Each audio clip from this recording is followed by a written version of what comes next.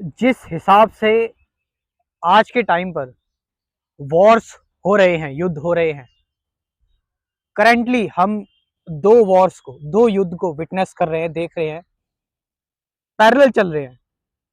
Russia और Ukraine का चल रहा है, इसराइल और पैलेस्टीन का चल रहा है। वॉर्स एक तरह से एक बहुत ही नॉर्मल चीज हो गई है और हम वॉर्स को नॉर्मलाइज करते जा रहे हैं।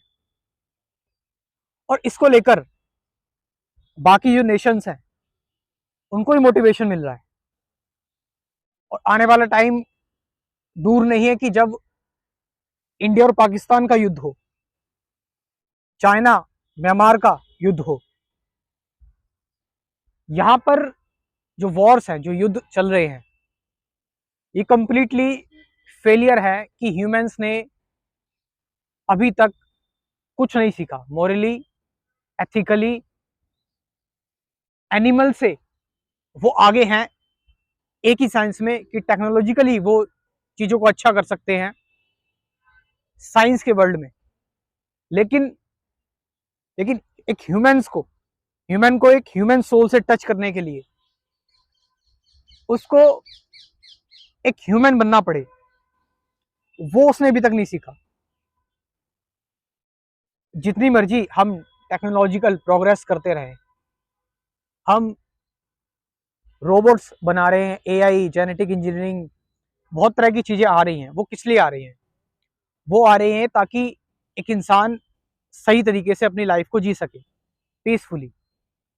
लेकिन जिस हिसाब से वॉर्स हो रहे हैं, और अगर आगे चल के कुछ खतरनाक वॉर्स हो जाते हैं और जो एटम बॉम्ब है, कोई फिरकी, कोई पागल लीडर, कोई सेल्फिश लीडर वो एटम बॉम्ब छोड़ देता है, तो ह्यूमंस का जो एक्सटिंक्शन है, यानी ह्यूमंस जो है वो विलुप्त हो जाएंगे आने वाले 100 साल के अंदर ही, अगर ऐसा ही होता रहा।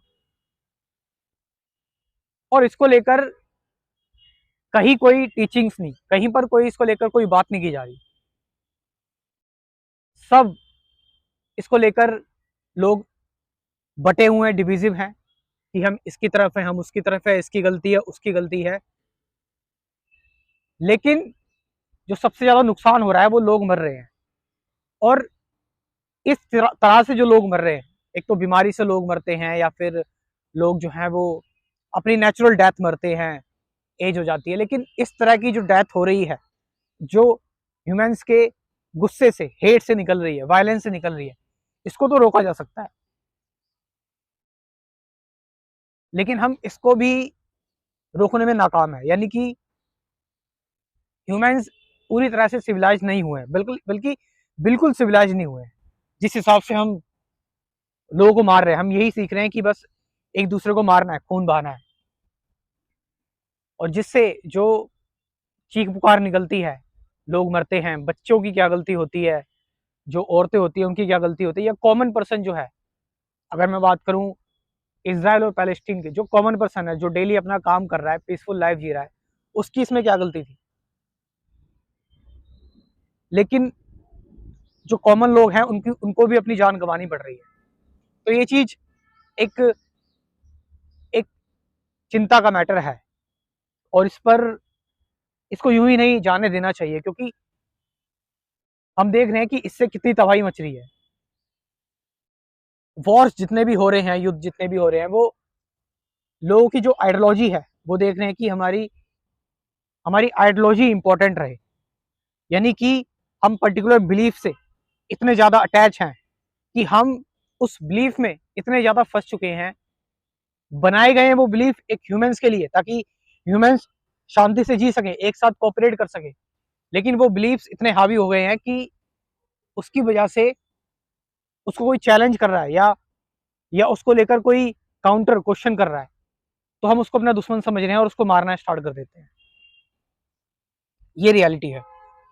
तो जितने भी हम देख रहे हैं, वॉर्स का सबसे बड़ा रीजन है डिवीजन। डिवीजन जो चल रहा है, चाहे वो धर्म के नाम पर डिवीजन हो, चाहे वो नेशनैलिटी का डिवीजन हो, चाहे वो आपके किसी भी बिलीफ का डिवीजन हो।